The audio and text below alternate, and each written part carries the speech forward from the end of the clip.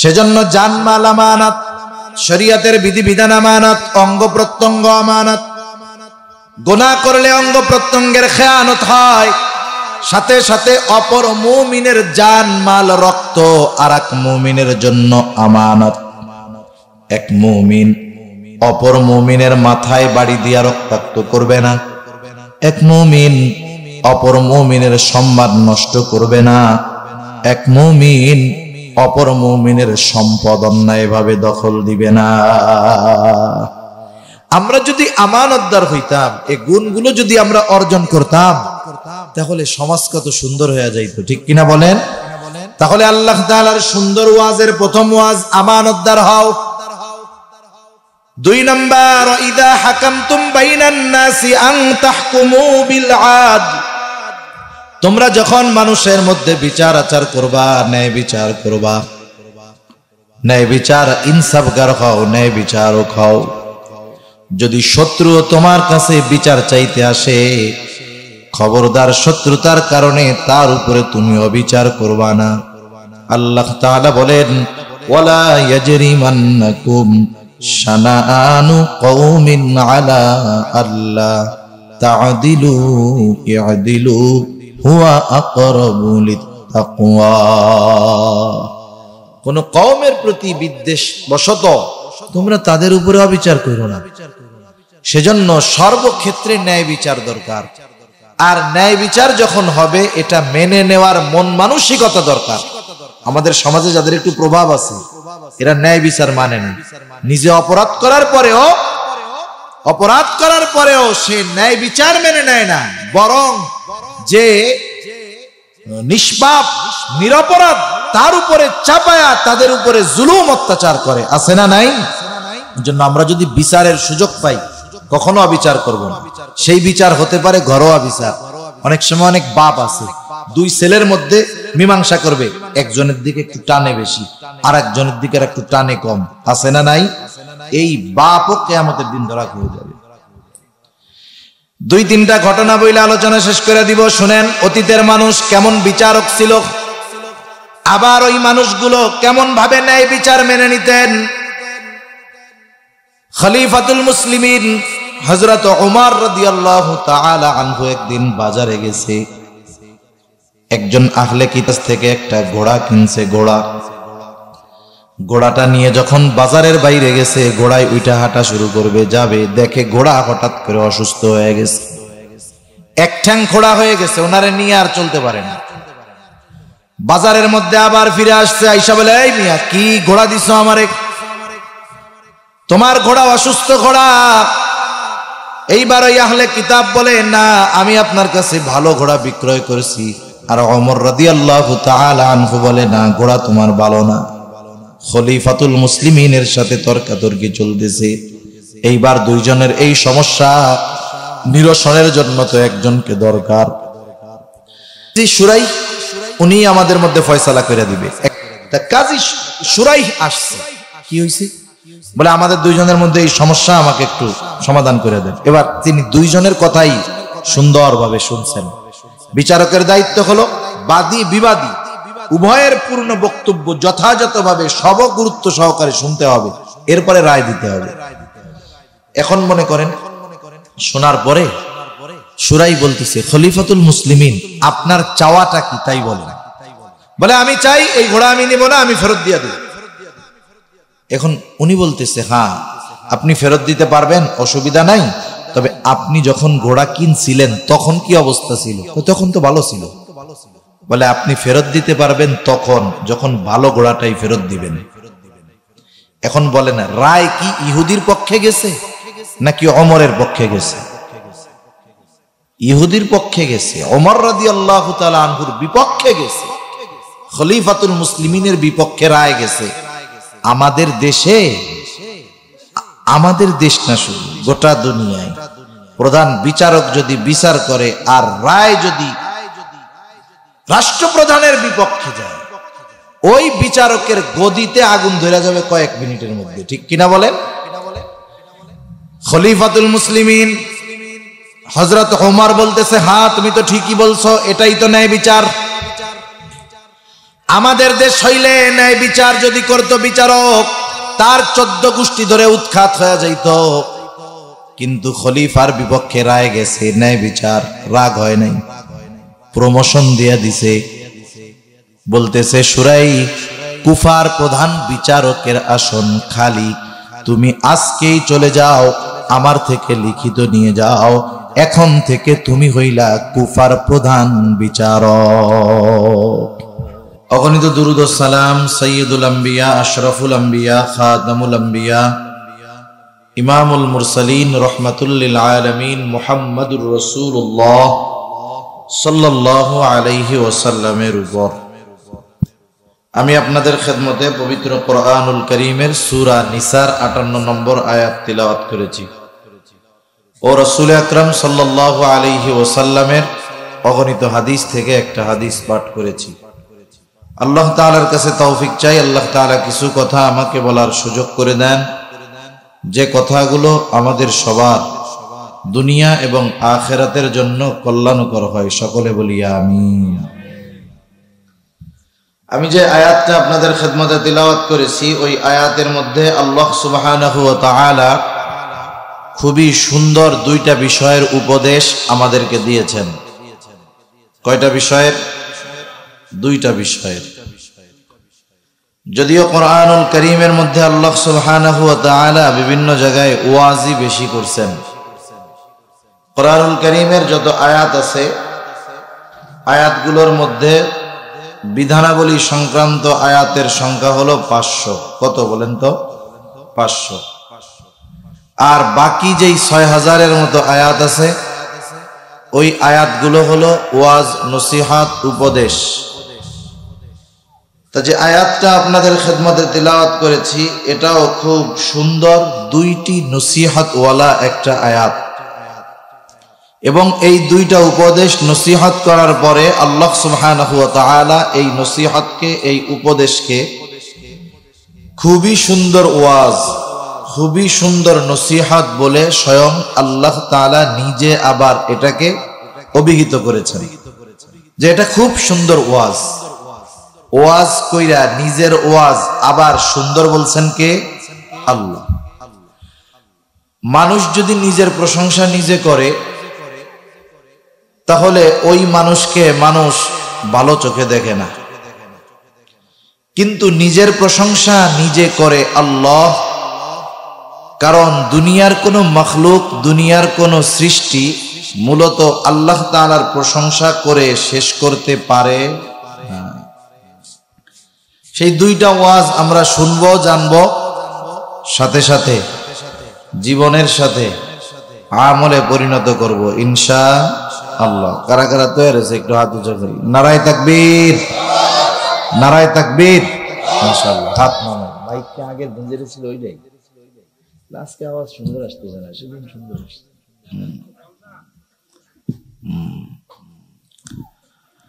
তাহলে আল্লাহ তাআলা কি ওয়াজ করতেছে?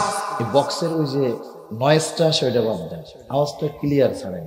এমনি সুন্দর হইতেছে, আওয়াজ অনেক হইতেছে, কিন্তু একটু নয়েজ আসে। সাউন্ড আবার ভালো, আগের দিনও এক জায়গায় কথা বলে গেছি, ভালোই। আল্লাহ তাআলা কি ওয়াজ করে? আল্লাহ তাআলা বলেন, ইন্নাল্লাহা ইয়া'মুরুকুম আন তু'আদ্দুল আমানাতি ইলা আহলিহা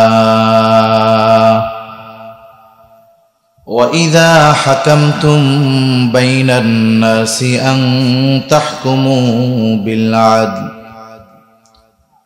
আল্লাহ রাব্বুল আলামিন বলেন, নিশ্চয়ই আল্লাহ তাআলা তোমাদেরকে আদেশ দিচ্ছেন। 1 নম্বর আদেশ, আন তুআদ্দুল আমানাতি ইলা আহলিহা, যে তোমরা আমানত তার হকদারের কাছে ফিরায় দাও। 2 নম্বর আদেশ, ওয়া ইযা হাকামতুম বাইনান নাসি আন তাহকুমু বিল আদল, আর তোমরা যখন মানুষের মধ্যে বিচার আচার করবা, ন্যায় বিচার করবা, তাহলে 1 নম্বর নির্দেশ, তোমরা আমানত তার হকদারের কাছে ফিরায় দাও। 2 নম্বর নির্দেশ, তোমরা ন্যায় বিচার করো। 1 নম্বর আদেশ হলো তোমরা আমানত তার হকদারের কাছে ফিরায় দাও। এই আয়াতের শানে নুজুল যদিও ভিন্ন এক প্রেক্ষাপট, ওই প্রেক্ষাপটকে কেন্দ্র করে আল্লাহ তাআলা এই আয়াত নাজিল করেছেন। তথাপি সব মুফাসসিরিনে কেরাম এই ব্যাপারে একমত যে এখানে আমানত দ্বারা সকল ধরনের আমানত উদ্দেশ্য। তাহলে আল্লাহ তাআলার প্রথম নির্দেশ, প্রথম ওয়াজ, প্রথম উপদেশ হলো, বান্দা তুমি আমানতদার হও, আমানতদার। আমানতদারিতা এটা হলো মুমিনের ভূষণ।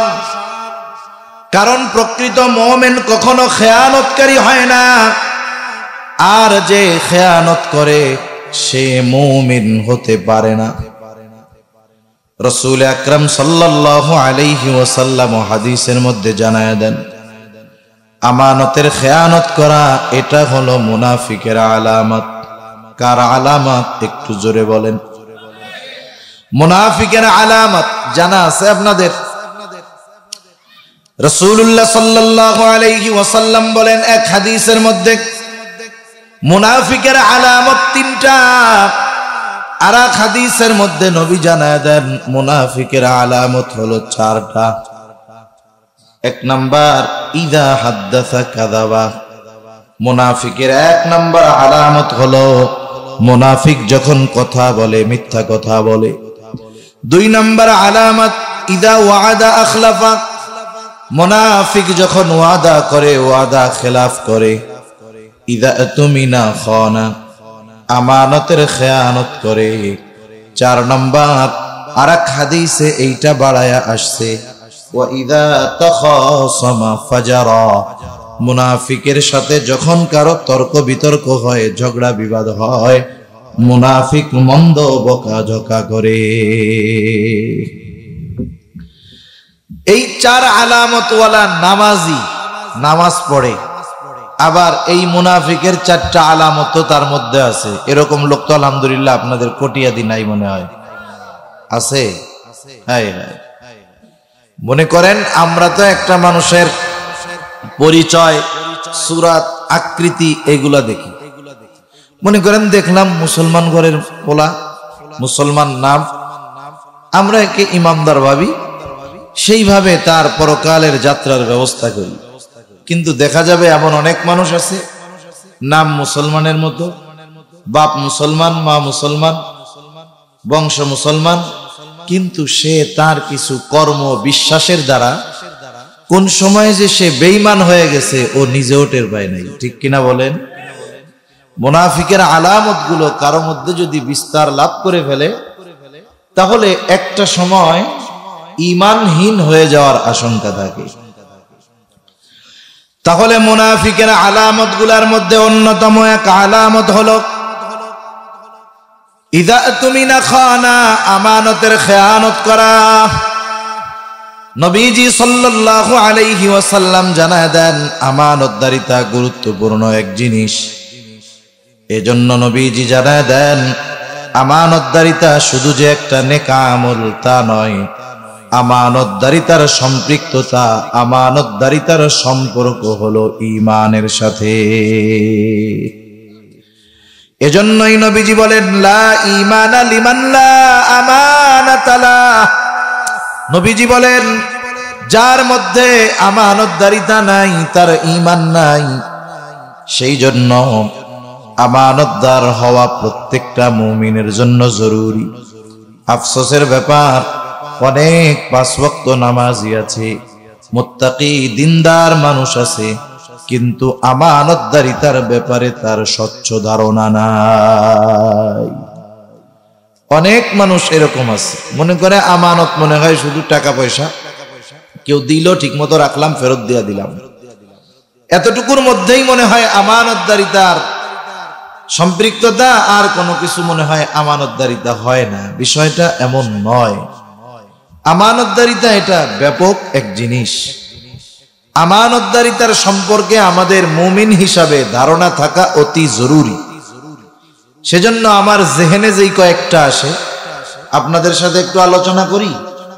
আল্লাহ তাআলা ওই কথাগুলো আমাদের সকলকে স্মরণে রেখে আমলে পরিণত করার তৌফিক দান করুন। সকলে বলি আমিন।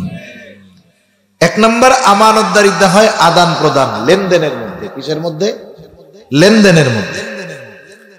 এটা কম বেশি আমাদের সবার জানা আছে, লেনদেনের মধ্যে আমানতদারিতা। এটা স্বাভাবিক জানে যে আমার কাছে কেউ যদি সম্পদ দেয়, রাখে, আমার দায়িত্ব হলো সম্পদের মালিককে যথাযথভাবে তার সম্পদ ফিরাইয়া দেওয়া। ঠিক কিনা বলেন? সেজন্য এই বিষয়টা নিয়ে আমি আর আলোচনায় যাব না। তাহলে এক নাম্বার আমানতদারিতা হয় লেনদেনের মধ্যে। দুই নাম্বার অনেক সময় কথাও হয় আমানত। রাসূলুল্লাহ সাল্লাল্লাহু আলাইহি ওয়াসাল্লাম হাদিসের মধ্যে জানায় দেন, নবীজি বলেন, ইযা হাদ্দাসার রাজুলু সুম্মা ইলতাফাতা ফাহিয়া আমানাতুন। নবীজি বলেন, যখন কোন মানুষ কথা বলে আর এদিকে সেদিকে তাকায়, ফাহিয়া আমানাতুন, ওই কথাটাও আমানত হয়ে যায়। একজন কোন কথা আমার আপনার কাছে এসে বলতেছে আর ডানে বামে এরকম তাকাচ্ছে, এক্ষেত্রে কি বুঝবো? সে ওই কথাটা আমার কাছে বলতেছে, সে চায় না যে তার কথা আমি ছাড়া অন্য কেউ শুনুক। ঠিক কিনা বলেন? রাসূলুল্লাহ সাল্লাল্লাহু আলাইহি ওয়াসাল্লাম বলেন, এই কথাটা তখন আমানত হয়ে যায় যদি কেউ ওই কথাটা অন্য কারো কাছে বলে দেয়, সেও খেয়ানতকারী। এই জন্য আমাদের অবস্থা হলো এইরকম। কোন মানুষ যদি আমার আপনার কাছে কোনো কথা বলার পরে বলে, হুজুর কথাটা শুধু আপনাকে বললাম, আপনি আর কাউরে বললেন না, তাহলে আমি যতক্ষণ ওই কথাটা আর একজনের কাছে না বলি ততক্ষণ আমারও আর ভালো লাগে না। ঠিক না? ওই বেটা কইয়া আমার চোখের থেকে আড়াল হওয়ার আগেই আমি আর একজনের ডাক দিয়া কই, এই ও আমারে কি কথা কইছে জানোস? কেমনে জানবো না কইলে? আমারে খুব বিশ্বাস করে, আমার কাছে বলছে, আর কারো কাছে কইতে মানা করছে। আমি শুধু তোর কাছে কইলাম, তুই কিন্তু কারো কাছে কইস না। এরকম বলে না অনেকে? বলে। এখন যার কাছে ওই কথা কইয়া কইছে যে তোমারে কইলাম, তুমি আর কাউরে কইও না, ও মনে করে তাইলে মনে হয় একজনের কাছে বলা জায়েজ আছে। ও এবার আর একজনের কাছে গিয়া বলবে, ভাই হুজুরে কি মিথ্যা কথা কয়? না, হুজুর মিথ্যা কথা কইতে পারে, মিথ্যা কথা বলতে পারে। হুজুর আমাকে খুব বিশ্বাস করে, আমাকে এই কথাটা বলছে, কারো কাছে বলতে মানা করছে, আমি তোমারে বললাম, তুমি কাউরে বইল না। এইরকম করতে করতে যে যার কাছে বলে শুধু বলে তোমাকে বললাম, তুমি আর কাউরে বইল না। এই বলতে বলতে সকালের কথা, যেই কথা কারো কাছে বলা মানা ছিল, ওই কথাও 100 জনের কাছে পৌঁছে গেছে। এখন বলেন তো, আমি কি 100 জনের কাছে কইছি? আমি বলছি কয়জনের কাছে? যদিও আমি বলছি একজনের কাছে, পৌঁছায় গেছে 100 জনের কাছে। তার মানে এই 100 জনের কাছে পৌঁছানোর জন্য দায় আমার। এই জন্য আমার আমলনামায় একটা খেয়ানতের গুনাহ হবে না, 100 খেয়ানতের গুনাহ হবে।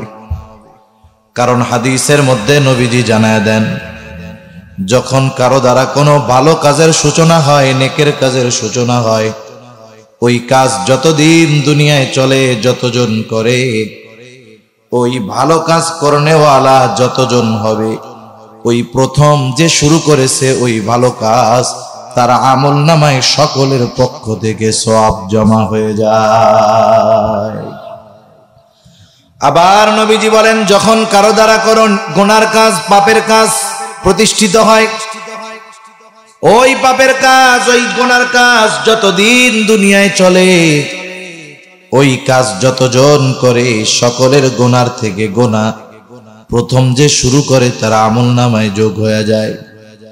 তাহলে চিন্তা করে দেখেন, আমি আপনি যদি কথার ক্ষেত্রে খেয়ানত করি, আমার পরে ওই কথা যতজনের কাছে পৌঁছাবে, সকলের সমপরিমাণ গোনা প্রথম যে খেয়ানত করেছে তার আমলনামায় যোগ হয়ে যাবে।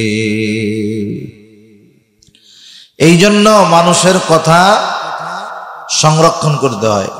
আবার কোন কথা আমানত, কোন কথা আমানত না, এটাও বোঝার দরকার। দেখা গেল এই হাদিস শুনে আপনি বাড়ির দিকে যাইতেছেন, যাওয়ার সময় একজন আপনারে কইল যে চাচা আমি কিন্তু আজকে ওই অমুকের বাড়িতে চুরি করবো। ডানে বামে তাকাইয়া কি কইছে যে আমি ওই বাড়িতে আজকে কি করব, চুরি করব। এখন আপনি চিন্তা করতেছেন হুজুর তো বলল ডানে বামে তাকাইয়া কথা কইলে সেই কথা সংরক্ষণ করতে হবে, আমানত, কারো কাছে কওয়া যাবে না। এখন তো বিপদ, যদি কথা বইলা দেই তাইলে খেয়ানত হয়, না বললে ওই লোকের বাড়ি চুরি হয়ে যায়। বিপদ আছে না, বিপদ। এখন বিষয় হইল একটা মানুষকে আল্লাহ তাআলা ওই বুদ্ধি দিয়েছে, ওইটুকু জ্ঞান আল্লাহ তাআলা মানুষকে দিছে যে একজন মানুষ কোন কথা বললে ওই কথা গোপন করতে হবে, কোন কথা বললে বইলা দিতে হবে, এই বুদ্ধি আল্লাহ তাআলা মানুষকে দিছে। সেজন্য এই ধরনের কথা যদি কেউ বলে এই ক্ষেত্রে বলে দিতে হবে, গোপন রাখলে ঝামেলা, ঠিক কিনা বলেন? এমন কথা যদি কেউ বলে যে কথার দ্বারা ইসলামের ক্ষতি হবে, যে কথার দ্বারা মানুষের ক্ষতি হবে, যে কথার দ্বারা সমাজের ক্ষতি হবে, দেশের ক্ষতি হবে, রাষ্ট্রের ক্ষতি হবে, এমন কথা গোপন রাখা যাবে না, বরং ওই কথাগুলো যথাযথ স্থানে তখন পৌঁছায়া দেওয়াটা আমানত। যাই হোক, কথা হয় আমানত, 3 নাম্বার দায়িত্ব হয় আমানত। রাসূলুল্লাহ সাল্লাল্লাহু আলাইহি ওয়াসাল্লাম জানায় দেন দায়িত্ব আমানত, ছোট বড় সকল প্রকার দায়িত্ব আমানত। একটা জামানা ছিল যেই জামানায় মানুষ দায়িত্ব নিতে চাইতো না। এখন তো এমন এক জামানা মানুষ দায়িত্ব কিনে নেয়। দায়িত্ব কিনে, বুঝেন নাই? দায়িত্ব কেনা বুঝেন নাই? নমিনেশন কিনতে টাকা লাগে না, এমনিই দেয়। চেয়ারম্যান হইতে টাকা লাগে না, লাগে। একজন চেয়ারম্যান হওয়ার পরে যে কয় টাকা ভাতা পাবে তার 100 গুণ ব্যয় কইরা সে চেয়ারম্যান হয়। কি ফজিলত এর মধ্যে আল্লাহই জানে। আচ্ছা, একজনের যদি জনসেবা করতে মন চায়, মানুষের খেদমত করতে মন চায়, মানুষের খেদমত করতে গেলেই কি এমপি, চেয়ারম্যান, মন্ত্রী হওয়া লাগে? ইচ্ছা থাকলে আল্লাহ তৌফিক দিলে এমপি চেয়ারম্যান হওয়া ছাড়াই মানুষের খেদমত করা যায় কি যায় না? যায়। তাহলে এরপরেও যারা সম্পদ ব্যয় করে দায়িত্ব নিতে চায়, বুঝতে হবে এই জায়গায় কোনো সমস্যা আছে, ঠিক কিনা কোন? কারণ আমাদের অতীতের মানুষ দায়িত্ব নিতে চাইতো না, জীবন দিয়ে দিয়েছে তবু দায়িত্ব নেয় নাই। ইমামে আজম আবু হানিফা রহমাতুল্লাহি আলাইহি, ইমাম আজম আবু হানিফা, নাম শুনছেন আপনারা?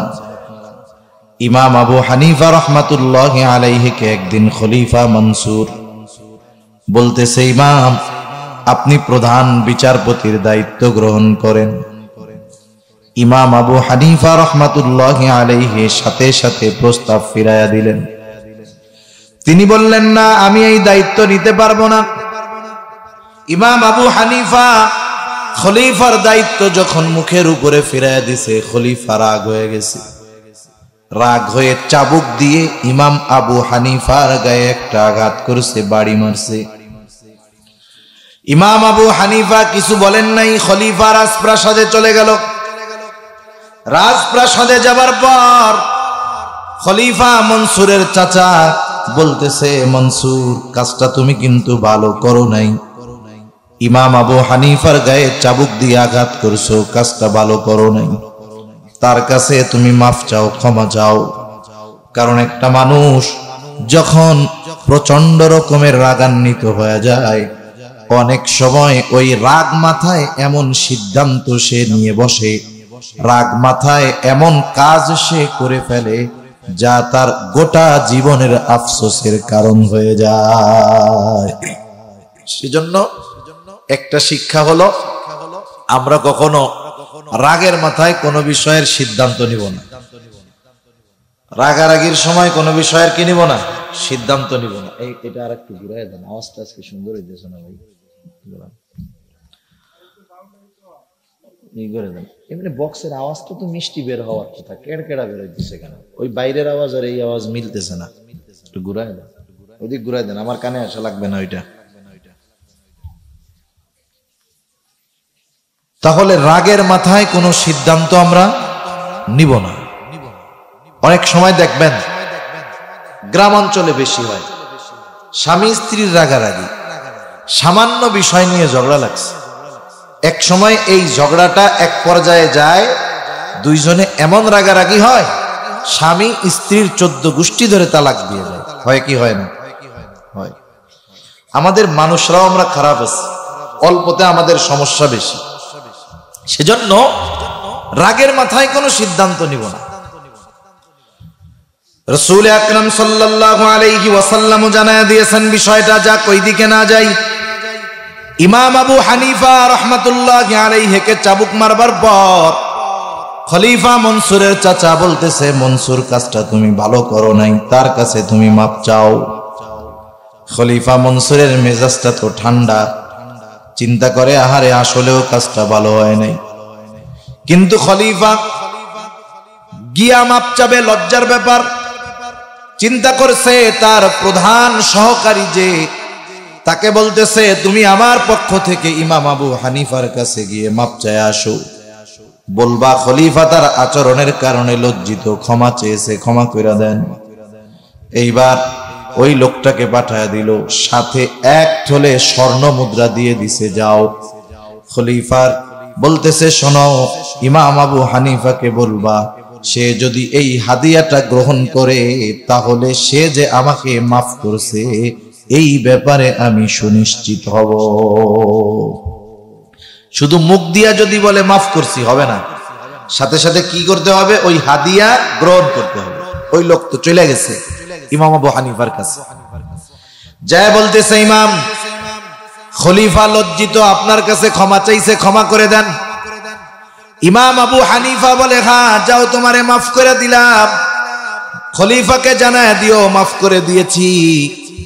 কারণ যারা বুজুর্গ মানুষ, আল্লাহওয়ালা মানুষ, এদেরকে কেউ যদি কখনো কষ্ট দেয়, এদের কাছে গিয়া যখন সে মাফ চায় সাথে সাথে তারা মাফ করে দেয়। এটা নববী আখলাক, নবীর চরিত্রের একটা অংশ। দেখেন তায়েববাসী নবীজিরে পাথর মাইরা রক্তাক্ত বানায় ফেলছে। বলেন তো নবীজি তাদের উপরে অভিশাপ দিছে, বদদোয়া করছে? ফেরেশতা আসছে যে আদেশ দেন 2 পাহাড় মিশায়া পিষা দিয়ে দেন। নবীজি বলছেন, না, আমি তো আশা করি আল্লাহ তাআলা এদের মধ্য থেকে এমন এক জাতি বের করবে যারা এক আল্লাহর ইবাদত করবে, তার সাথে শরীক করবে না। সুবহান। তাহলে ক্ষমার মহানুভবতা প্রদর্শন, এটা নববী এক আখলাক। ইমাম আবু হানিফা মাফ করে দিয়েছে। এইবার লোকটা বলতেছে, ইমাম আপনি যে মাফ করলেন, খলিফা তখনই সুনিশ্চিত হবে যখন এই হাদিয়া আপনি গ্রহণ করবেন। ইমাম আবু হানিফা বলে, তোমার এই হাদিয়া লাগবে না, আমি মাফ করে দিয়েছি। লোকটা পিড়াপিড়ি করে, জোরাজুরি করে বলে, না, এই হাদিয়া আমি রাখবো না। বলে, আপনি রাখেন, আপনার ব্যবহার করা লাগবে না, অন্যদেরকে দান সদকা করে দিন। ইমাম আবু হানিফা বলে, শোনো, তোমার কাছ থেকে এই স্বর্ণ মুদ্রা রাখার পর আমি দান করে দিলাম না নিজে ব্যবহার করলাম সেটা বিষয় নয়, বরং তোমার খলিফা জানবে ইমাম আবু হানিফা আমার দেওয়া হাদিয়া গ্রহণ করেছে। এইটা হলো মূল বিষয়। ওই লোক আরো জোরাজুরি করতেছে। এখন ইমাম আবু হানিফা জিজ্ঞাসা করে যে, তোমার খলিফা যে আমার জন্য হাদিয়া পাঠাইলো, টাকা পাইলো কোথায়? এই স্বর্ণ মুদ্রা পাইলো কোথায়? এখন বলেন, কেউ যদি চুরি করে আয় না, কেউ হাদিয়া দেয়, এ হাদিয়া নেওয়া যাবে?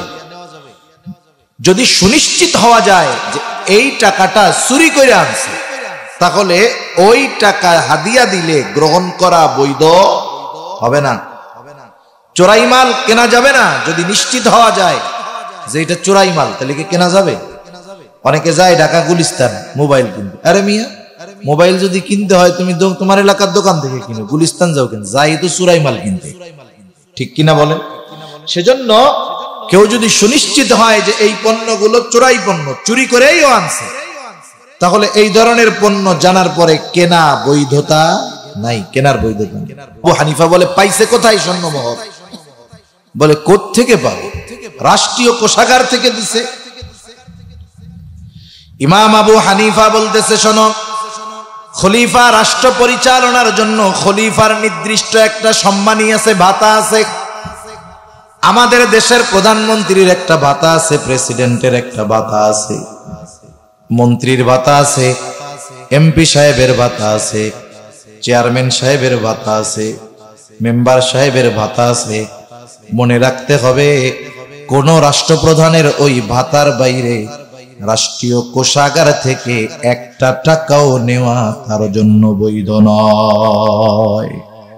ইমাম আবু হানিফা বলতেছে খলিফারে গিয়ে বলবা বাইতুল মাল থেকে শুধুমাত্র তার সম্মানী ওজিফার বাহিরে একটা টাকা ব্যয় করার অধিকার তার নাই, সে কাউকে হাদিয়া দিতে পারবে না, এগুলো এই অধিকার তার নাই, এটা তাকে বলে দিবা, এটা খেয়ানত হবে। ওই লোক অনেক সময় ধরে তেলাতেলি করতেছে না, ওর একটু রাগ হইছে।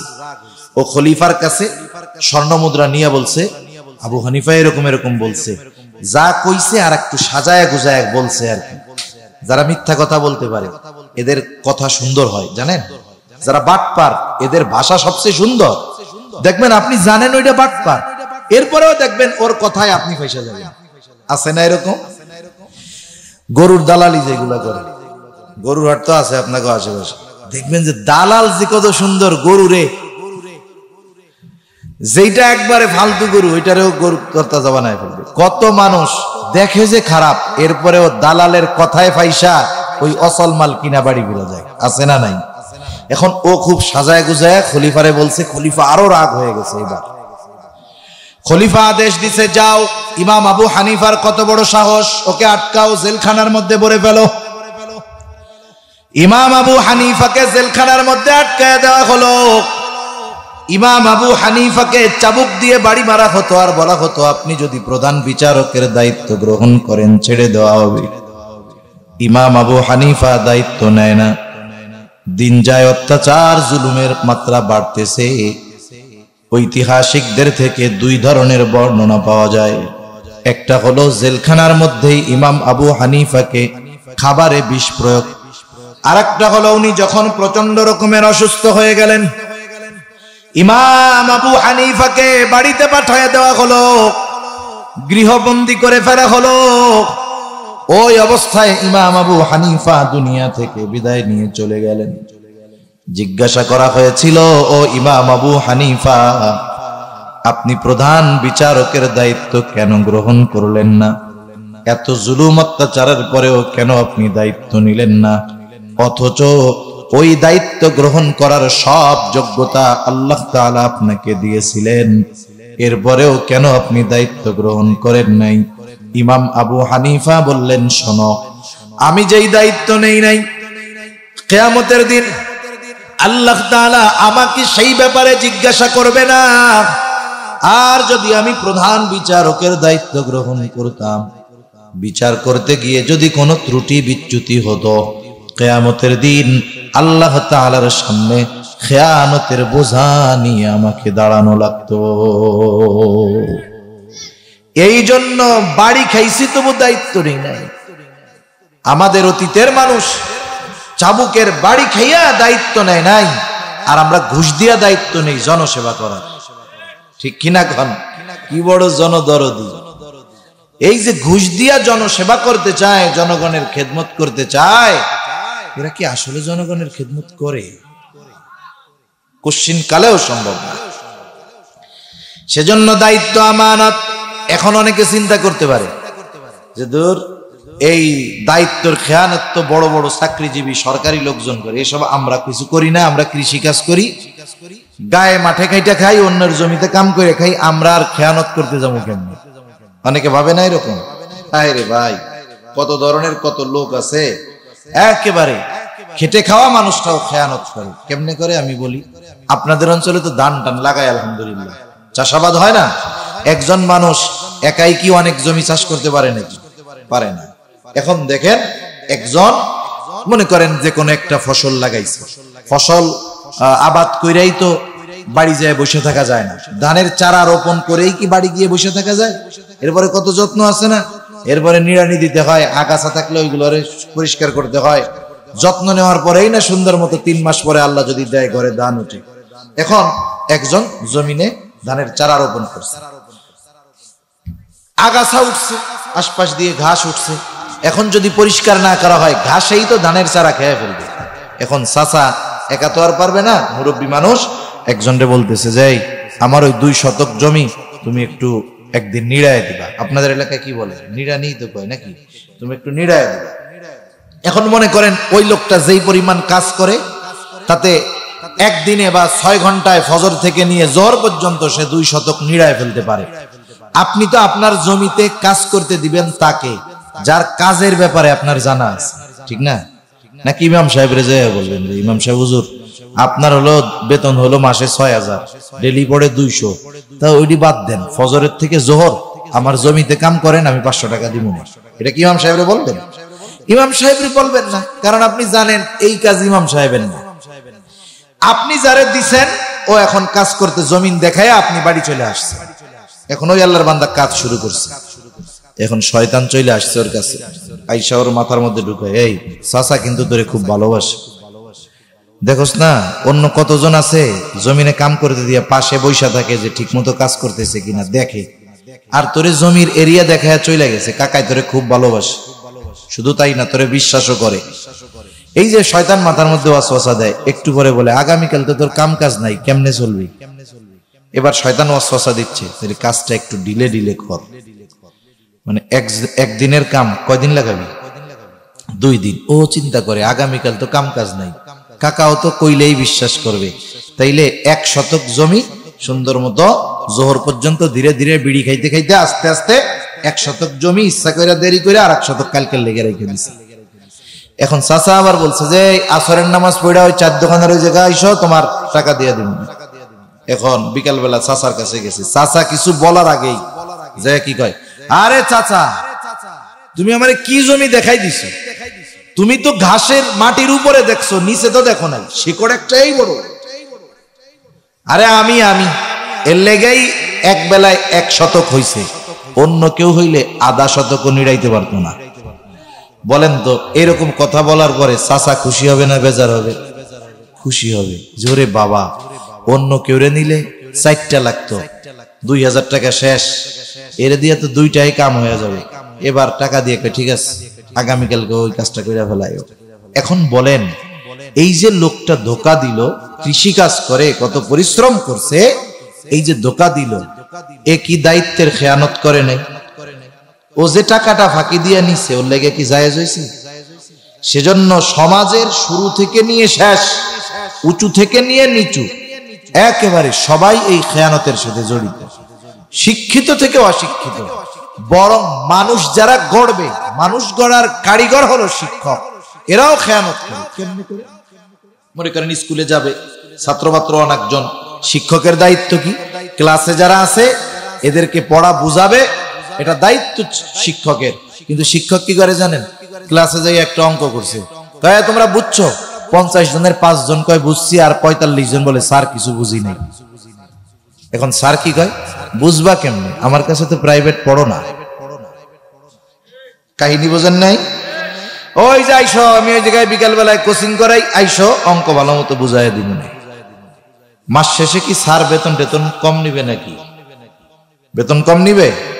তাহলে পরিপূর্ণ দায়িত্ব পালন না করে পরিপূর্ণ বিনিময় যারা গ্রহণ করে সবগুলো খেয়ানতকারী, কোনো সন্দেহ না।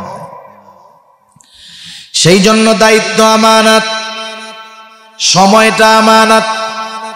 যারা চাকরি করে সকাল 8টা থেকে বিকাল 4টা, এর মধ্যে 1 ঘন্টা বিরতি, বাকি 7 ঘন্টা সময় আমানত।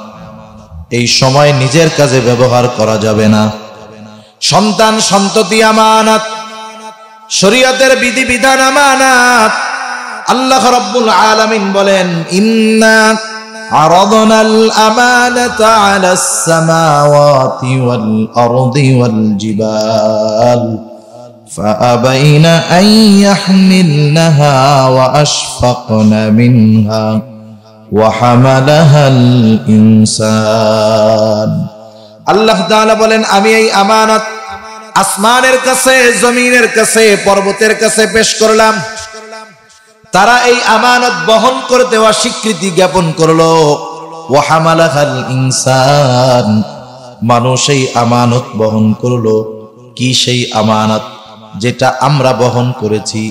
মুফাসসিরিনে কেরাম বলেন সেই আমানত হলো কোরআন।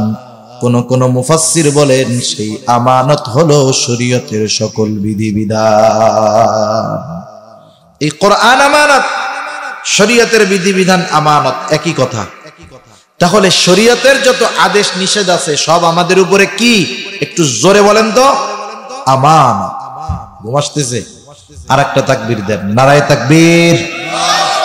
আর একটু জোরে, নারায়ে তাকবীর।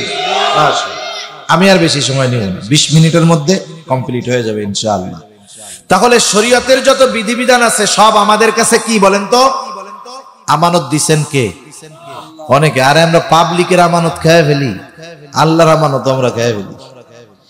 দেখেন শরীয়তের যত আদেশ, নামাজ পড়তে হবে, আদেশটা কার?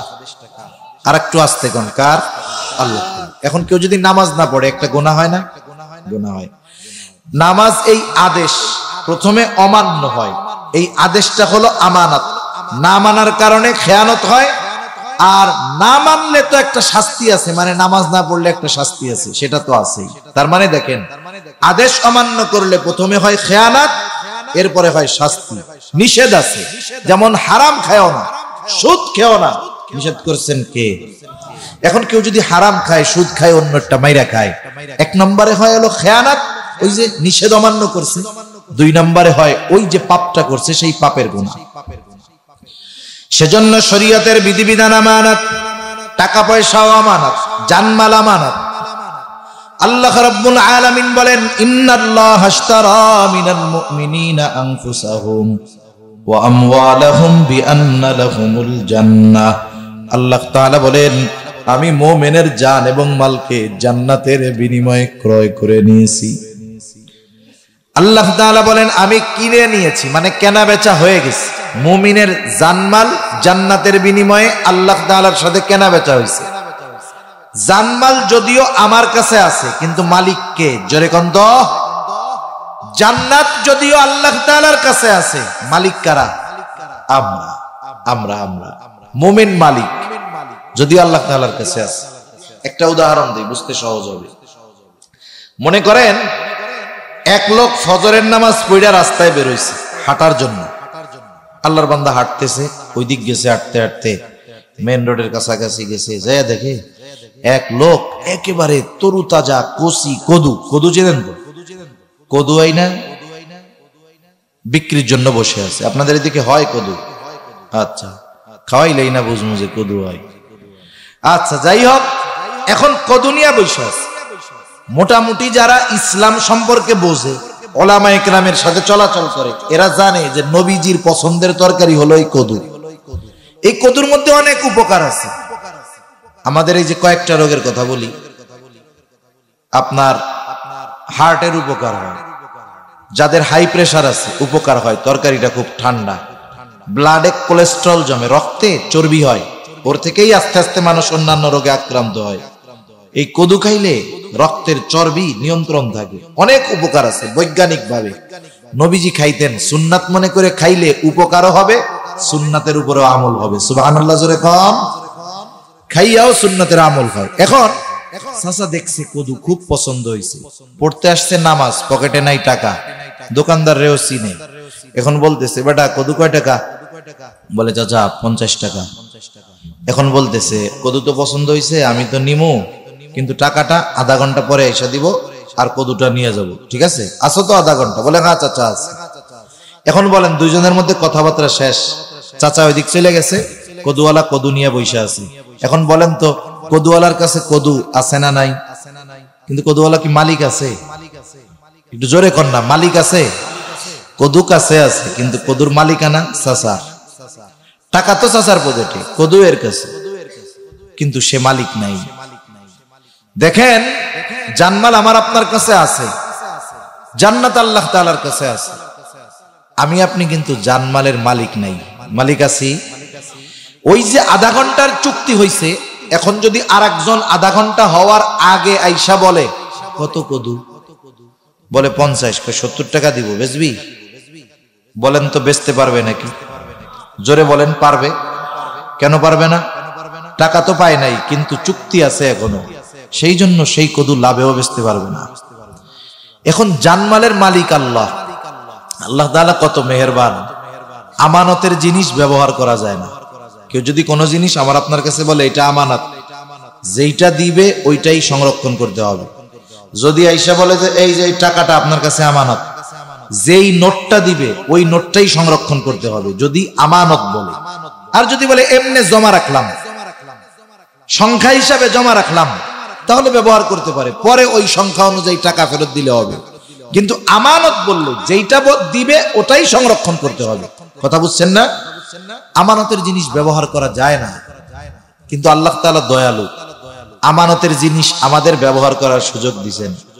জানমাল আমাদের ব্যবহার করার সুযোগ দিছে, সুবহানাল্লাহ কোন। তবে নির্দিষ্ট চুক্তিতে, নির্দিষ্ট শর্তে। আল্লাহ রাব্বুল আলামিন নির্দিষ্ট শর্তে ব্যবহার করার সুযোগ দিয়েছেন।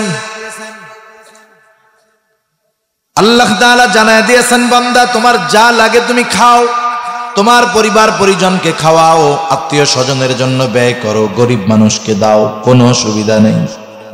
শুধু তাই না, নবীজি এক হাদিসের মধ্যে বলেন, পরিবারের জন্য যা ব্যয় করা হয় ওটা কবুল সদকা হিসাবে ধরা হয়। হালাল উপার্জন করে পরিবারের জন্য ব্যয় করে, ওটা সদকা, কবুল সদকা। ভালো পড়তে মন চায় পড়েন, সমস্যা নেই।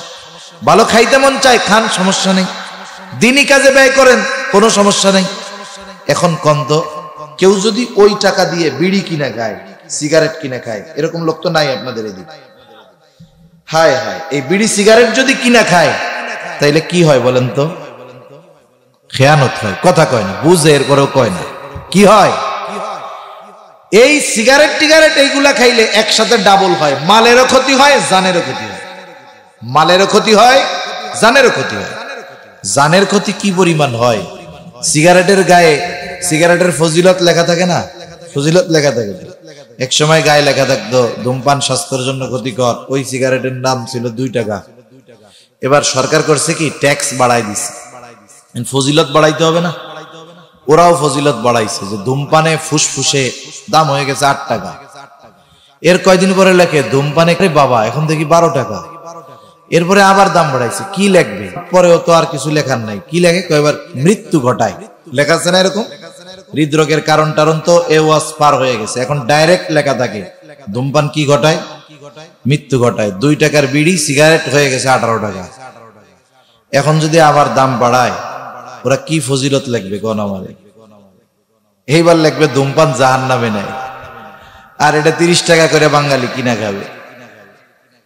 সেই জন্য এই ধরনের ব্যয় যারা করতেছে, একে তো জানের ক্ষতি করতেছে, মালের ক্ষতি করতেছে। অথচ জানমালের মালিককে নির্দিষ্ট সীমানার মধ্যে আল্লাহ ব্যয় করার সুযোগ দিয়েছে। আপনার মন চায়, টাকা পয়সা আছে, আপনি একটা ভালো ঘর বানাবেন, বানান, তাও অসুবিধা নাই, কিন্তু এমন কোন জায়গায় ব্যয় করা যাবে না যাতে শরীয়তের বিরুদ্ধে চলে যায়, যাতে নিজের ক্ষতি হয়, এমন কোন জায়গায় অর্থ ব্যয় করার সুযোগ আল্লাহ তাআলা দেয় নাই। সুবহানাল্লাহ। এই যে অনেকে দেখবেন না মাঝে মধ্যে দুঃখে পড়ে আত্মহত্যা করে, আছে না এরকম? শরীয়তে কোনো বৈধতা নাই। ও যেই কষ্ট থেকে আত্মহত্যা করে বাঁচার চেষ্টা করছে, বলেন তো মরার পরে কষ্ট আরো বেশি না কম? ও তখন আর এক আফসোস করে, আরে কি করলাম, ওই কষ্টই ভালো ছিল। এজন্য দেহের মালিক যেহেতু আল্লাহ, কারো অধিকার নাই যে সে তার দেহের ক্ষতি নিজে করবে, এ অধিকার আল্লাহ তাআলা কাউকে দেয় নাই। সুবহানাল্লাহ কোন। সেজন্য জানমাল আমানত, শরীয়তের বিধিবিধান আমানত, অঙ্গ প্রত্যঙ্গ আমানত। গুনাহ করলে অঙ্গ প্রত্যঙ্গের খেয়ানত হয়, সাথে সাথে অপর মুমিনের জানমাল রক্ত আরেক মুমিনের জন্য আমানত। এক মুমিন অপর মুমিনের মাথায় বাড়ি দিয়া রক্তাক্ত করবে না, এক মুমিন অপর মুমিনের সম্মান নষ্ট করবে না, এক মুমিন অপর মুমিনের সম্পদ অন্যায়ভাবে দখল দিবে না। আমরা যদি আমানতদার হইতাম, এই গুণগুলো যদি আমরা অর্জন করতাম, তাহলে সমাজ কত সুন্দর হয়ে যাইত, ঠিক কিনা বলেন? তাহলে আল্লাহ তাআলার সুন্দর ওয়াজের প্রথম ওয়াজ আমানতদার হও। 2 নাম্বার, ইদা হাকামতুম বাইনান নাসি আন তাহকুমু বিল আদল। তোমরা যখন মানুষের মধ্যে বিচার আচার করবা, ন্যায় বিচার করবা, ন্যায় বিচার ইনসাফগার হও, ন্যায় বিচারক হও। যদি শত্রু তোমার কাছে বিচার চাইতে আসে, খবরদার শত্রুতার কারণে তার উপরে তুমি অবিচার করবা না। আল্লাহ তাআলা বলেন, ওয়ালা ইয়াজরিমান্নাকুম শানাআনু কওমিন আলা আল্লা তা'দিলু ই'দিলু হুয়া আকরাবু লিত্তাকওয়া। কোন কওমের প্রতি বিদ্বেষ বশত তোমরা তাদের উপরে অবিচার করো না।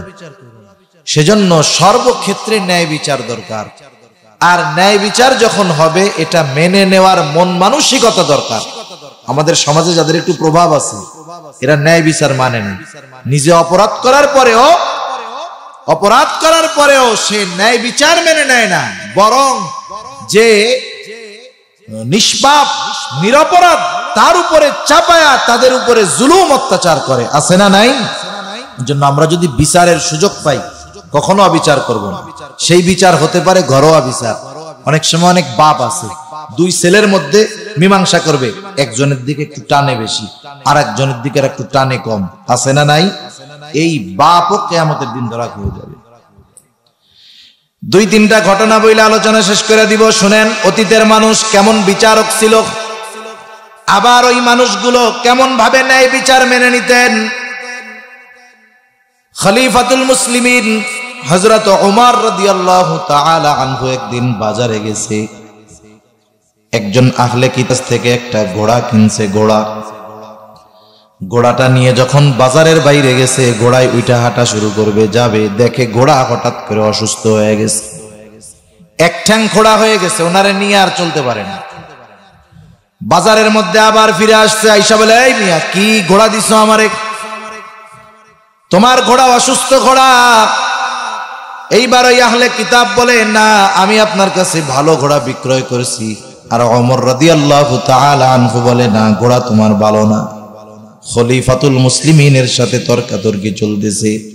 এইবার দুইজনের এই সমস্যা নিরসনের জন্য তো একজনকে দরকার। শুরাই উনি আমাদের মধ্যে ফয়সালা করে দিবে। কাজী শুরাই আসছে, কি হয়েছে বলে, আমাদের দুইজনের মধ্যে এই সমস্যা, আমাকে একটু সমাধান করে দেন। এবার তিনি দুইজনের কথাই সুন্দরভাবে শুনছেন। বিচারকের দায়িত্ব হলো বাদী বিবাদী উভয়ের পূর্ণ বক্তব্য যথাযথভাবে সব গুরুত্ব সহকারে শুনতে হবে, এরপরে রায় দিতে হবে। এখন মনে করেন, শোনার পরে শুরাই বলতেছে, খলিফাতুল মুসলিমিন, আপনার চাওয়াটা কি তাই বলেন। বলে, আমি চাই এই ঘোড়া আমি নিব না, আমি ফেরত দিয়ে দেব। এখন উনি বলতেছে, হ্যাঁ, আপনি ফেরত দিতে পারবেন, অসুবিধা নাই, তবে আপনি যখন ঘোড়া কিনছিলেন তখন কি অবস্থা ছিল? তখন তো ভালো ছিল। বলে, আপনি ফেরত দিতে পারবেন তখন যখন ভালো ঘোড়াটাই ফেরত দিবেন। এখন বলেন, রায় কি ইহুদির পক্ষে গেছে নাকি ওমরের পক্ষে গেছে? ইহুদির পক্ষে গেছে। ওমর রাদিয়াল্লাহু তাআলা আনহুর বিপক্ষে গেছে, খলিফাতুল মুসলিমিনের বিপক্ষে রায় গেছে। আমাদের দেশে, আমাদের দেশ না শুধু গোটা দুনিয়ায়, প্রধান বিচারক যদি বিচার করে আর রায় যদি রাষ্ট্রপ্রধানের বিপক্ষে যায়, ওই বিচারকের গদিতে আগুন ধরে যাবে কয়েক মিনিটের মধ্যে, ঠিক কিনা বলেন? খলিফাতুল মুসলিমিন হযরত ওমর বলতেছে, হ্যাঁ, তুমি তো ঠিকই বলছো, এটাই তো ন্যায় বিচার। আমাদের দেশ হইলে ন্যায় বিচার যদি করতো বিচারক, তার 14 গোষ্ঠী ধরে উৎখাত হয়ে যাইত। কিন্তু খলিফার বিপক্ষে রায় গেছে, ন্যায় বিচার, রাগ হয় নাই, প্রমোশন দিয়ে দিছে। বলতেছে, শুরাই, কুফার প্রধান বিচারকের আসন খালি, তুমি আজকেই চলে যাও, আমার থেকে লিখিত নিয়ে যাও, এখন থেকে তুমি হইলা কুফার প্রধান বিচারক। আর আমাদের দেশে যদি কোন বিচারক রায় দেয় রাষ্ট্রপ্রধানের বিরুদ্ধে, পরের দিন গাঠি গুটি নিয়ে দেশ চালা লাগবে, এটাই বাস্তবতা, ঠিক কিনা বলেন? এবার আসেন, ঘটনার একটা মনে পড়ল। হযরত ওমর রাদিয়াল্লাহু তাআলা আনহুর ঘটনার পরে উনি হলেন কুফার প্রধান বিচারক। হযরত ওমরের বাকি শাসনকাল, এরপরে হযরত উসমান রাদিয়াল্লাহু তাআলা আনহুর সময়, হযরত আলী রাদিয়াল্লাহু তাআলা আনহুর সময়, এরপরে উমাইয়া খেলাফতের সময়ও লম্বা সময় শুরাই প্রধান বিচারকের দায়িত্ব পালন করেছে। হযরত আলী রাদিয়াল্লাহু তাআলা আনহুর লৌহ বর্ম হারায় গেছে, গায়ে দেওয়ার লোহার পোশাক, যুদ্ধের ময়দানে যেটা পরে। উনি গেছেন বাজারে, বাজারে যায় দেখেন কিরে আমার লৌহ বর্ম এ পাইলো কই, বাজারে উঠাইছে। আমাদের ঢাকা শহরে মসজিদে আপনি যদি ঢুকেন, মসজিদের মতো শুধু শুধু নামাজি ঢুকে না, ওইখানে জুতা চোরও ঢুকে। কত জুতা এরকম চুরি হয়, মাথার কাছে রেখে সেজদায় গেছে, ওইটা দেখে জুতা নাই। আর যদি বারান্দায় বাইরে রেখে ঢুকে, তাইলে ও জুতার তো হদিসই পাওয়া যাবে না। ওই জুতা চুরি করে নিয়ে তো আর খায়া ফেলে না। আপনি যদি 3-4 দিন ওয়েট করেন, আশেপাশের চোরাই মার্কেটে খোঁজ নিয়ে দেখবেন আপনার জুতা আবার পালিশ টালিশ করে বেচার জন্য উঠাইছে। যতই পালিশ পুলিশ করুক, আপনি আপনার জুতা দেখলে চিনবেন না, চেনা যাবে, বোঝা যাবে, পায়ে দিলেও বুঝবেন যে এটা আমার জুতা। এখন ও তো ঘইসা মাইজা একটু ক্লিয়ার করে আনছে, কিন্তু আলী রাদিয়াল্লাহু তাআলা আনহু দেখা চিনে ফেলছে যেটা তো আমার সেই বর্ম। যায় ধরছে, তুমি আমার এই লৌহ বর্ম কোথায় পাইছো, তুমি চুরি করছো? বলে না এটা আমার, বলে না আমার। এখন দুজনের মধ্যে তর্কাতর্কি শুরু হয়ে গেছে। চিন্তা করেন, খলিফাতুল মুসলিমিন আলী এই পাওয়ার আছে ওর কাছ থেকে জোর কইরা নিজের জিনিসটা নিয়ে যাওয়ার, কিন্তু এটা তিনি করেন নাই। দুইজনে মিলে চলে গেছে কাজী শুরাইয়ের দরবারে, কারণ তখন ইসলামের রাজধানী ছিল কুফায়, মদিনা থেকে কুফায় স্থানান্তরিত করা হয়েছে।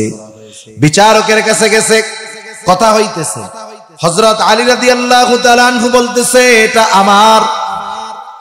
কাজী শুরাই বলে খলিফাতুল মুসলিমিন আপনি বলতেছেন আপনার, ও বলতেছে ওর, যেহেতু মালটা ওর কাছে আছে, সুতরাং এই মাল যদি আপনার হয় তাহলে আপনার এই মালের সপক্ষে দুইজন সাক্ষী লাগবে, কথার সপক্ষে। বলে আসেনি সাক্ষী? বলে হ্যাঁ আছে। কে সাক্ষী?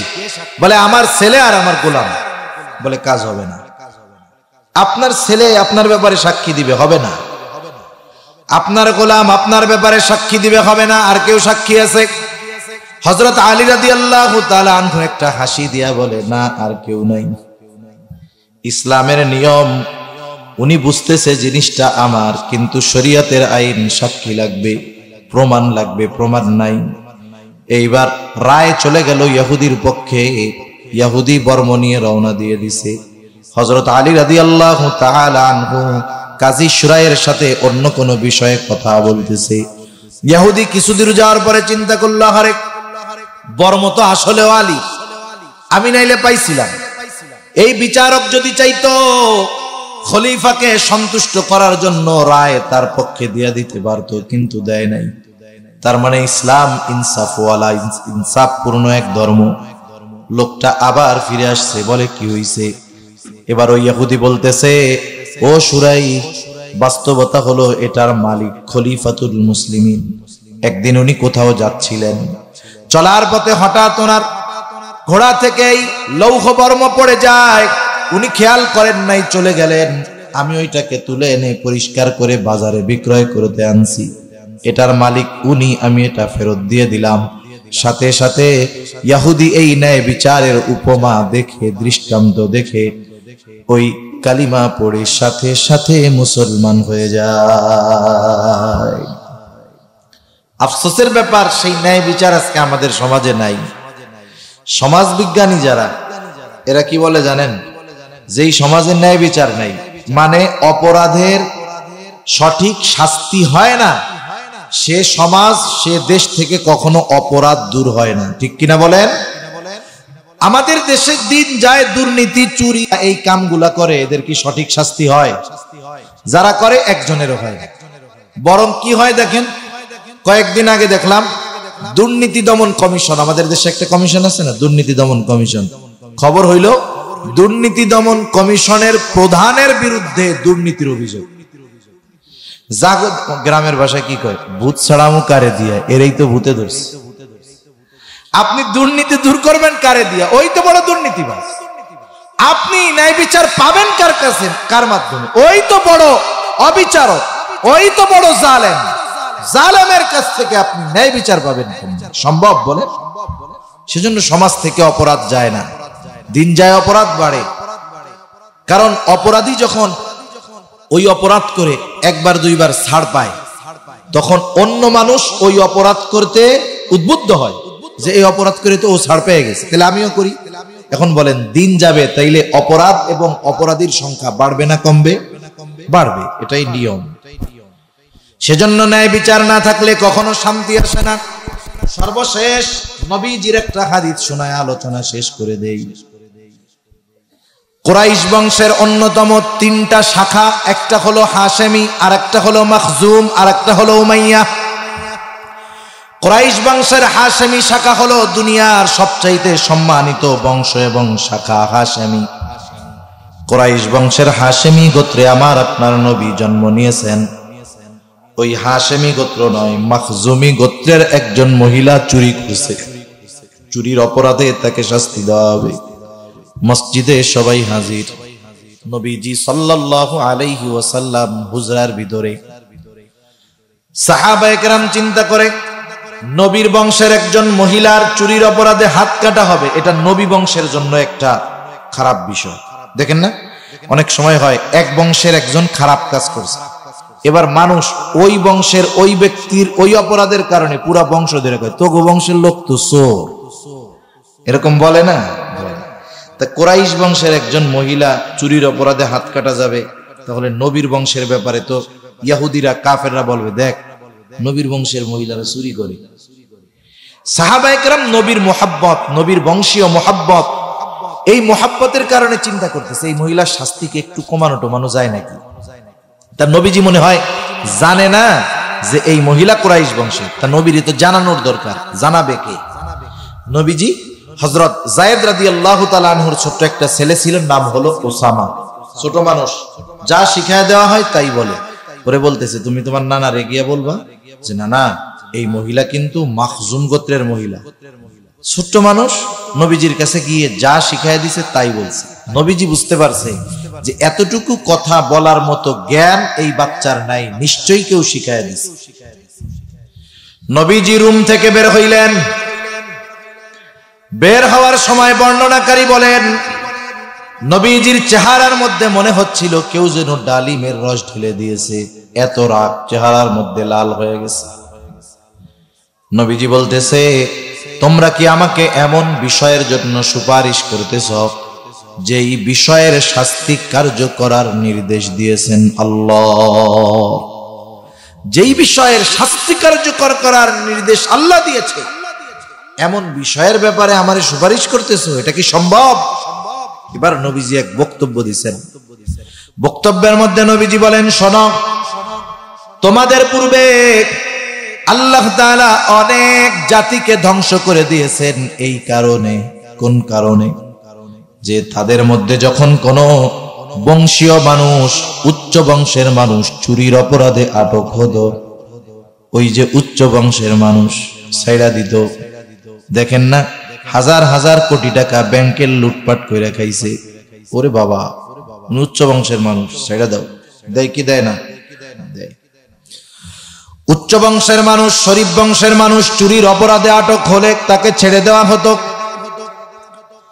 ওই অপরাধী যদি কোনো দুর্বল মানুষ করত, তাকে হাত তার উপরে জারি করা হতো, তাকে শাস্তি দেওয়া হতো।